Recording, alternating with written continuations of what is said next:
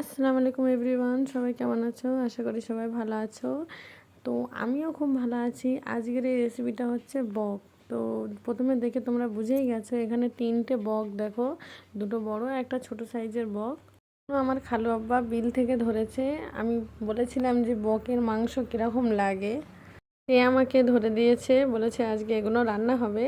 তো দেখো আমার খালামা বকের গোশ করছে, আর এই আলু পেঁয়াজ রসুন এগুলো দিয়ে রান্না হবে। তো দেখো এগুলো ভালোভাবে ধুয়ে পরিষ্কার করে নিচ্ছে। তোমরা কে কে বকের মাংস খেয়েছো অবশ্যই কমেন্টে জানাবে। আমি তো এই ফার্স্ট টাইম দেখছি। তো দেখো আমার নানিমা এখানে পুঁটি মাছ ভাজছে, ডিম ভাজা করছে। তো সেগুলো ভাজা হয়ে গেলে এবার রান্না করবে বক, মানে বকের মাংস। তো সেটাকে আলু দিয়ে করবে ঝোল টাইপের। তো দেখো এখানে ডিম ভাজা হচ্ছে। আর এই বকের জন্য বক, কেউ বক বলে জানি না, বক। তো দেখো আদা রসুন সব পেশা হয়ে গেছে। এখানে এই পুঁটি মাছগুলো ভাজা হচ্ছে। পুঁটি মাছগুলো জাল দেওয়া ছিল, তো সেটাকে নুন হলুদ লঙ্কার গুঁড়ো দিয়ে জিরের গুঁড়ো দিয়ে হালকা তেল দিয়ে ভেজে নিচ্ছে, যাতে পুঁটি মাছটা খেতে ভালো লাগে।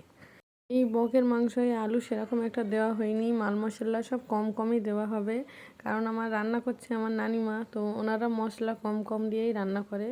তো দেখো আলুতে নুন দিয়ে দিল, দিয়ে ভালোভাবে ভেজে নিয়েছে, আলুটা এজড়ে নিল। তারপরে পেঁয়াজ, দেখো পেঁয়াজ দিল, পেঁয়াজটা হালকা লাল হয়ে গেলে দেখো পেঁয়াজটা হালকা লাল হয়ে গেছে, এতে এবার বকের মাংস দিয়ে দেবে, দিয়ে ভালোভাবে মাংসটা ভেজে নেবে যতক্ষণ না পানি ছাড়া বন্ধ হয়।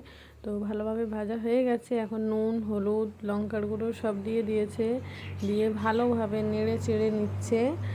দেখো নেড়ে চেড়ে নিয়েছে, খানিকটা আদা রসুনের পেস্ট এতে দিয়ে দিল, দিয়ে ভালোভাবে নাড়ছে। দেখো শুনেছি বকের মাংস নাকি খুব ভালো লাগে, তো আগে কোনো দিনও খাইনি, এই ফার্স্ট টাইম খাবো। তো দেখো এতে আলু দিয়ে দিল, ভাজা আলু, আলু দিয়ে ভালোভাবে বকের মাংস নেড়ে চেড়ে নিচ্ছে, ভালোভাবে কষা হয়ে গেল। এবার এতে ফাইনাল ঝোল দিয়ে ঢাকনা চাপা দিয়ে দেবো। যেই ঝোলটা ফুটে উঠবে খানিকটা মরে যাবে, তখন গরম মশলার গুঁড়ো দিয়ে ধনিয়া গুঁড়ো জিরে গুঁড়ো দিয়ে নামিয়ে নেবো। তো আজকে খেয়ে দেখবো এই বক